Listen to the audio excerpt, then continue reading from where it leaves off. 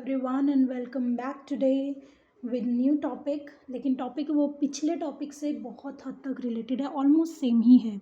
इसे समझना ज़्यादा मुश्किल नहीं होने वाला है, बहुत इजी है क्योंकि हमने ऑलरेडी मार्जिनल यूटिलिटी को समझा है। नौ आज हम करने वाले law of diminishing marginal utility. जैसे आपने क्लास 9th 10th में न्यूटन के 3 लॉ पढ़े थे, ऐसे ही गॉसन एक इकोनॉमिस्ट है जिसने 3 लॉ दिए थे। तो जो आज हम करने वाले हैं, जो आपके सिलेबस में है, वो सिर्फ फर्स्ट लॉ है और उस फर्स्ट लॉ को बोलेंगे हम law of diminishing marginal utility, जो एक्चुअली हम कल कर चुके हैं कि हमारी marginal utility diminish means decreasing क्यों होती है, उसके पीछे क्या रीज़न है। It is Gossen's first law means law of diminishing marginal utility Gossen का पहला लॉ है। अब law of diminishing marginal utility क्या है? As consumer goes on consuming more and more of unit, जैसे जैसे कंज्यूमर एक के बाद एक कमोडिटी के यूनिट को कंज्यूम करता है, the utility means satisfaction derived, जो सेटिस्फैक्शन जनरेट होती है, जिसको हम कहेंगे डिराइव बोलेंगे actual word, from each successive unit. Each successive unit means हर बार एक एडिशनल यूनिट को कंज्यूम करके जो सेटिस्फैक्शन डिराइव होगी वो डिक्रीजिंग होगी मीन्स, या फिर हम कहेंगे डिमिनिशिंग होगी। डिमिनिश क्यों कहेंगे? क्योंकि एक लेवल के बाद हम जो कम्प्लीटली सेटिस्फाई हो जाते हैं तो मार्जिनल यूटिलिटी ज़ीरो हो जाती है मीन्स डिमिनिश हो जाती है, उसके बाद वो नेगेटिव चली जाती है। This law is in case of goods and services. ये लॉ जो अप्लाई होता है ये हमेशा गुड्स और सर्विसेज के केस में ही अप्लाई होता है। अब ये जो मैंने अभी आपको बताया, ये मैंने कल की वीडियो में भी एक्सप्लेन किया था कि मार्जिनल यूटिलिटी क्या होता है। एज मोर, आप इस लाइन को एकदम अच्छे से समझ लो, अपने दिमाग में बिठा लो। As more and more unit of commodity is consumed, the utility derived from each successive unit goes on diminishing. और ये लॉ गुड्स एंड सर्विसेज के केस में ही अप्लाई होता है। हर लॉ की कुछ एजम्पशंस है। Economics is full of assumptions. Economics में हर थ्योरी में एक एजम्पशंस डाली गई हैं।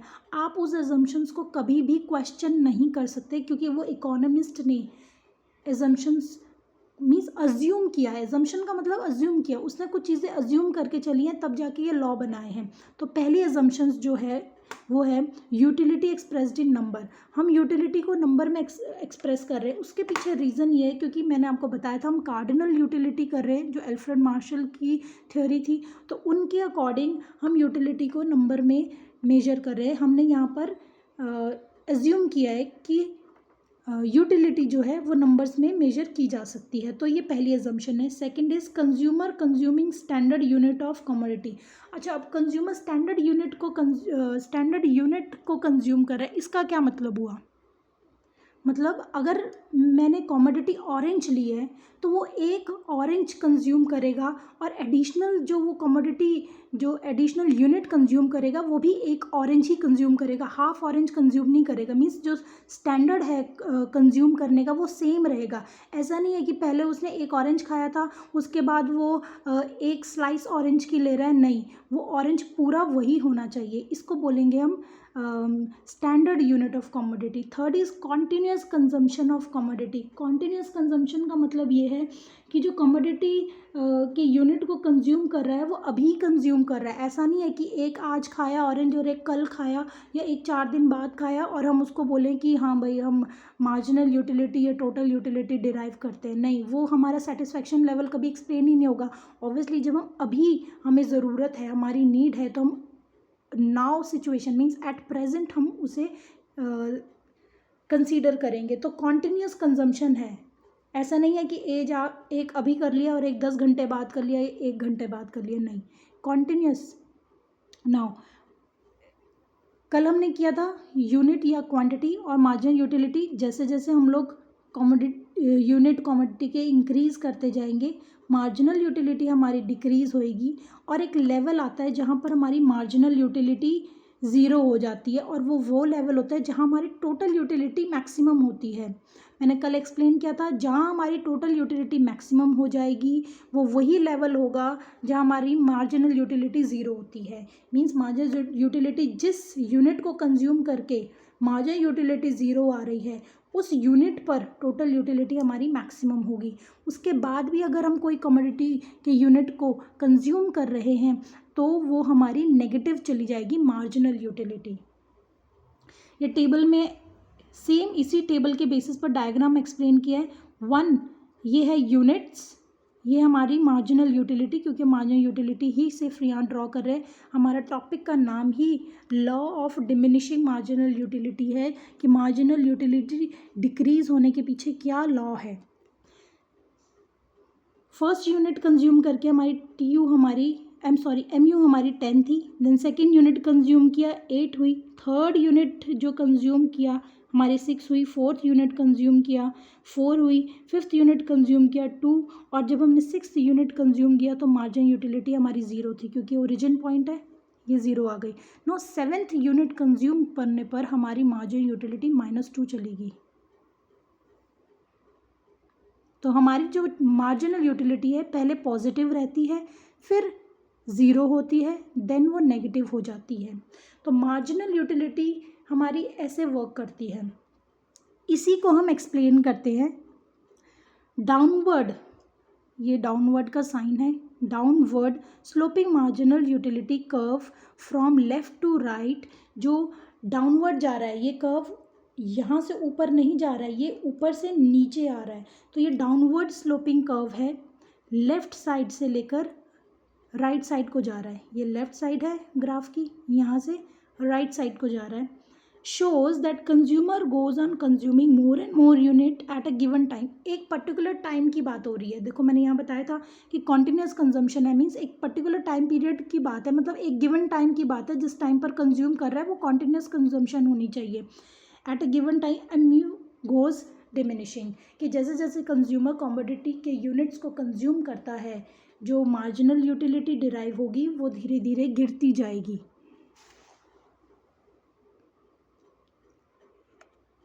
Now marginal utility curve touches x axis, कि मार्जिनल यूटिलिटी का जो कर्व है वो एक्स एक्सिस को टच करता है, means marginal utility becomes 0। It is called point of satisfaction. ये देखो मार्जिनल यूटिलिटी जो है, ये जो कर्व है मार्जिनल यूटिलिटी का कर्व, ये एक्स एक्सिस, ये एक्स एक्सिस है, इस पर टच करेगा, यहाँ ये टच करेगा, और जहाँ ये टच करेगा मीन्स वो 0 है, यहाँ पर ये 0 ओरिजिन है, यहाँ ये टच कर रहा है मीन्स यहाँ 0, और इस पॉइंट को हम बोलेंगे पॉइंट ऑफ सैटिस्फैक्शन। मीन्स ये लेवल है मैक्सिमम सेटिस्फैक्शन का, और जो ये लेवल है जहाँ एमयू 0 होती है वहाँ हमेशा याद रखना टोटल यूटिलिटी मैक्सिमम होती है, highest. When mu curve crosses x-axis, it means mu is negative. Obviously x-axis का मतलब ही यही है कि mu 0 है, और 0 के बाद वो और नीचे क्या जाएगा, नेगेटिव ही होता है ना।